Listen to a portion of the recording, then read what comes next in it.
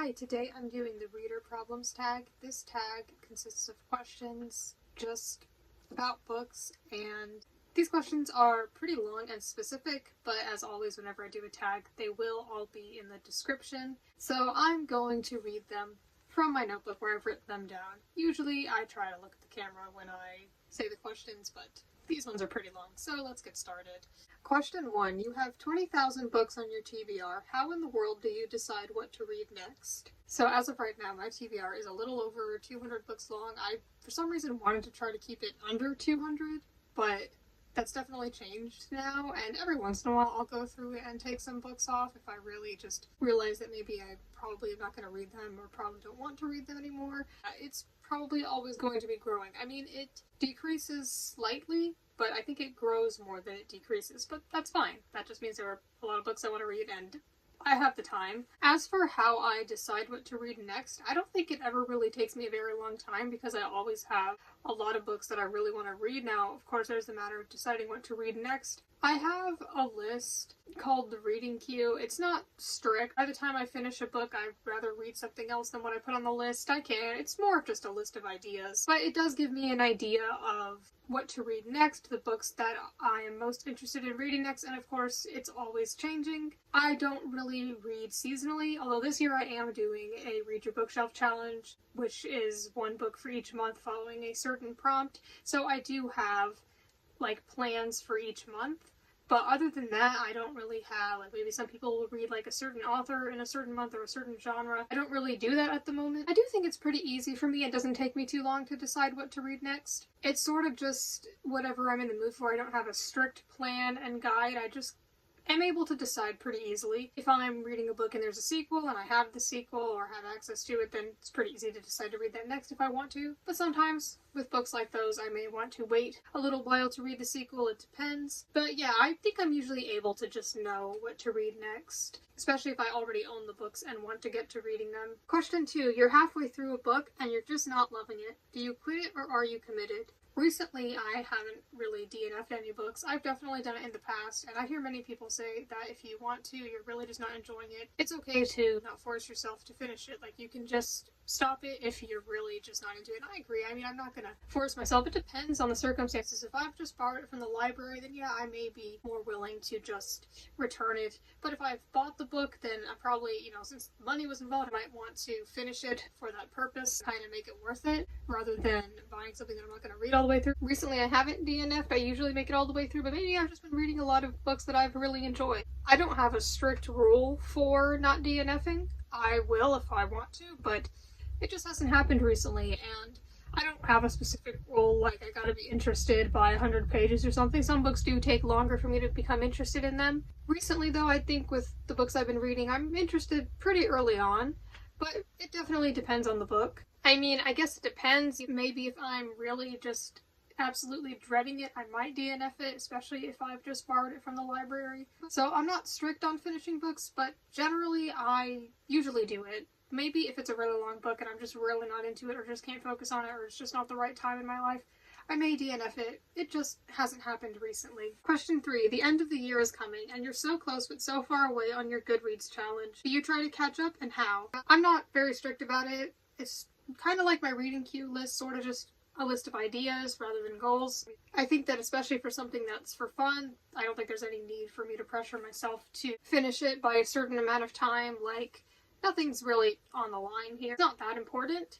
If I'm really far away, then yeah, I'm probably not going to try. I mean, I've been paying attention to it, but I'm not really ever I'm really behind. Or right now with the goal I've set, I'm on pretty good track for it, so it's looking pretty good, but that depends. There's still most of the year left. So yeah, I'm not going to rush or desperately try to finish my goal if I have not. It might motivate me a little bit to read more, but it's not super important to me. Question 4. If the covers of a series you love do not match, how do you cope? So I have some books as examples. So here we have the First Love series by Beverly Cleary. There's actually a 4th book in this that I haven't read. I got it, but then realized I wasn't really interested in it. But here you can see this cover, and there's this one. See, they kind of match. And then there's this one. Actually, I think this one comes between the two, but it's the kind of thing where you don't have to read them in order. They're sort of more of a collection rather than a continuous story. They're all following different characters. And I definitely like these covers more. And then there's this one, which I think is like an older one. Now, I got all these books around the same time. Like, I think it was all in the same year. I remember when I got this one, and I think I had gotten a bunch of books that day, and I was opening them, and they were all ordered on Amazon, and I didn't recognize this one, and then realized it was just another edition. I'll put on screen what the edition of this book looks like that matches with these. So that's what it's supposed to look like. I'm not really going to go out of my way to try to get that specific edition. It doesn't matter too much for me. A lot of the times books are just on your shelves anyway, so with the spines, they look like this, which doesn't really match, but it's not that important. I kind of like the variety. It's not really that important to me. I can understand how it could bother someone, but my books already, I do try to take good care of them, but they're going to get old. The pages are going to become yellowed. They might get a little messy. That's just how it's going to be, and I'm not trying to have an absolutely perfect bookshelf, but I do try to take pretty good care of them. When it comes to this series, for example, it's a little unfortunate that the covers don't match, but it's not that big of a deal. Especially because, and now I'm going to use another example, I didn't grow up with these books. I read them about 5 years ago at this point, 5 to 4 years ago. But with books like Harry Potter, I have been used to these specific covers since I was a kid. So those I would prefer to have all the covers and not any of the newer ones with any of those books that I have, just because I'm really familiar with them. Usually I don't really care too much about having specific editions or specific covers or having the covers match. I mean, some of my Harry Potter books are paperbacks and some are hardcovers, and that doesn't bother me, but I would prefer for them all to be that same like series of covers. But most books I didn't like grow up with or am like extremely familiar with or associate them with when I was a kid, so I don't really mind too much, and I don't think I personally own a lot of examples of cover changes. I have heard some people say that they particularly don't like it when they change the covers while the series is still ongoing and the books are still being released, and I definitely get that because it just doesn't really match, and that can definitely be a bit off-putting. So for me, yeah, it's not a big deal. I think Harry Potter is like the one exception, but generally I just don't really mind if they don't look the same, but they usually do, and that's nice. Question 5. Everyone and their mother loves a book, and you really don't like it. Who do you bond with over shared feelings? Well, it's easy to go on Goodreads and click on the different star ratings, and then there will always be someone, unless if it's like a really obscure book, someone who did not like the book. And you can see reviews from people who loved it, people who thought it was okay, and people who really disliked it. So it is nice to look at reviews and see if those people are thinking the same things that I thought of it, if they had the same problems, or maybe other problems that I didn't even realize. And that's the interesting thing about reading reviews. They can bring up things that I may not have even really noticed, but then I'll be like, yeah, that is true about this book. And it's interesting to see how certain people will bring things up and I'll be like, well, I didn't really mind that. Like, maybe they felt that it was too slow, but I liked the slowness and things like that. So I think that the people of the internet, it's pretty easy to find people's opinions on books, like any level of how much they liked or disliked it. So I think that is my answer. And BookTube can be good for that too if you see reviews that share similar feelings as you. Question 6. You're reading a book and you're about to start crying in public. How do you deal? I don't think this happens often, if it's ever happened at all. I don't think books make me cry very often. I wouldn't say they never have. I definitely have, but not a lot. I think especially because books, they can definitely make you feel strong emotions. But I think one of the biggest things in like movies and TV is definitely when there's the addition of music. And books, you cannot hear music, and so there's no like sad piano music playing that's gonna make you start crying. But of course, depending on everything else, you absolutely could cry reading a book. It doesn't happen very often for me, and I just don't read in public very often nowadays either. But I mean, if it's like severely emotionally distressing me, then I guess I could perhaps put it down or go somewhere to take a minute for myself. Yeah, it's usually not that intense for me, but I definitely understand how it could be. Question 7. A sequel for a book you love just came out, but you've forgotten a lot from the prior novel. Will you reread it, skip the sequel, try to find a synopsis on Goodreads, cry in frustration? So sometimes I will start reading a sequel right after reading the first, second, whatever book. And sometimes there may be years in between reading the books. I'm going to use Harry Potter as an example again because at present I've only read the first 4 and have not read the others. I definitely plan on it, but with those are a little different because I've seen the movies, so I am more familiar with the stories. For me, it's less of what's going to happen next and what happened previously, and more of this is where I'm at right now in the story.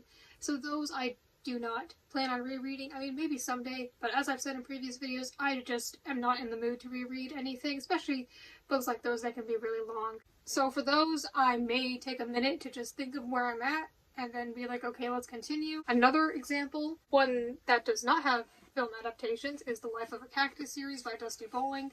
So I read this book. At this point, it's been 3 years ago, and then recently got this one, and I want to try to read it sometime this year. This is the sequel. It didn't just come out. It came out, like, before I read the first one. Maybe I'll skim through the first one, but generally I think I remember it enough, plus sometimes sequels will give you reminders of important things, so I think it depends on your memory and other things, but for me, I think that I'll just, I'm usually not going to reread it, especially if it's kind of long. Well, even these are very long, but I just barely want to reread anything unless they're like really short books that I can read really quickly, so I'm probably not going to reread them before reading a sequel. Yeah, I may try to recap myself a little bit, but I think what I'll do is just go into the sequel no matter how long it's been, even if it's been years. Question 8. You do not want anyone to borrow your books. How do you politely tell people no when they ask? Well, at the moment people don't really ask, but if I didn't want anybody to borrow a book, I would just say no. I could explain that I don't feel comfortable with that, or that I just would like to keep them in good condition, and well, it depends on the person. I feel like they are reliable for it, but yeah, I don't really let people borrow my books, but it just hasn't really come up. I guess I'm maybe open to doing that in the future. I don't really know, but it's not something that I do regularly or really ever. But yeah, I think you just tell them no. I think it's that easy. I mean, I know for some people maybe it can be a little harder to enforce boundaries, but I mean, ultimately, if somebody asks, just say no and explain if you want, and they should respect that. Question 9. You picked up and put down 5 books last month. How do you get over your reading slump? I think that for me, reading slumps can depend on other things, like maybe you're more focused on other things in your life, or there are other things going on in your life, or you're having other problems, but I think one of the biggest things for me is just what I'm reading. Like, I'll think that I will be having more trouble focusing, and that could be the issue. But then I realize that it really, really depends on what I'm reading and how interested I am in it. If it's a book that I'm not very interested in, then yeah, I'm maybe going to take longer to read it or have more trouble focusing with it. But if I'm really enjoying it and I'm invested in it, then I think I'll read it faster and read it pretty well. I've definitely noticed that over the past year. That's how it seems to work for me. If I'm stuck in a reading slump and just, like the question said, I've tried out a bunch of books and just haven't been able to finish any of them, I could maybe be a little less adventurous and just kind of stick with something safe, like a genre or author that I'm familiar with that I know I will most likely enjoy. Generally, that's pretty much what I do, though I do explore a bit, but if I'm trying to read like a bunch of science fiction books, which, as I've gone over, aren't my favorite at the moment, but I'm definitely open to reading more, then yeah, I might be like, okay, let's just stick to the contemporaries for now if I'm really struggling to just read in the first place. Question 10. There are so many new books coming out that you're dying to read. How many do you actually buy? So I think that whenever there's a new year, there aren't a whole lot of books that I want to read, at least for this year that I've noticed.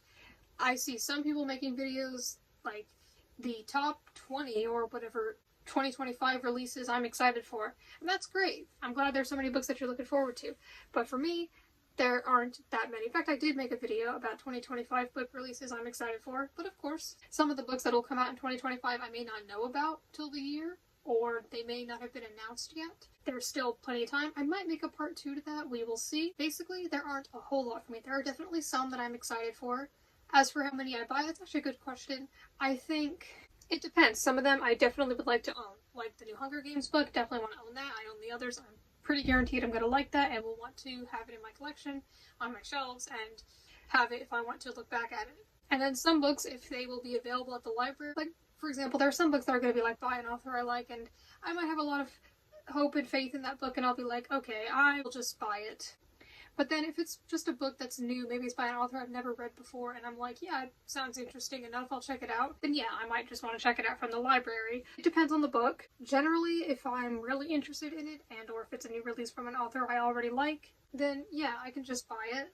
So as for how many, I would say probably most of them, if not all of them, whenever there are new releases, but some new releases, depending, I might just wait until the library will get them if they get them.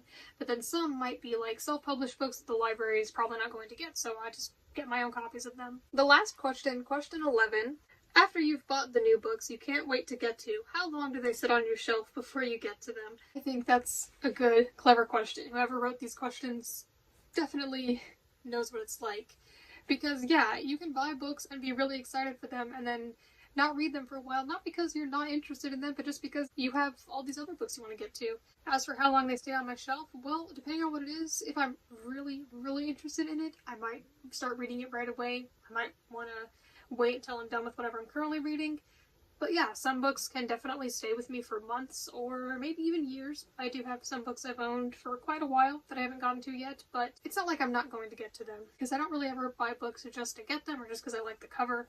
They'll always be books that I'm actually interested in, so I do plan on getting to them. Of course, my mind could change over time. It could be instant, it could range from days to weeks to months, maybe years, but if they're new releases, I think the fact that they're new releases might make me more eager to read them, and I might be looking forward to it, especially if they're really popular and everyone else is reading them. Not that I ever read what's popular just because everyone else is reading it, but like with the new Hunger Games book, for example. I will want to read that not because everyone else is reading it, but because I genuinely like the series and I think I will really enjoy it. I just mean when it's new, it's new, and you might get what I mean. You just want to read it when it comes out.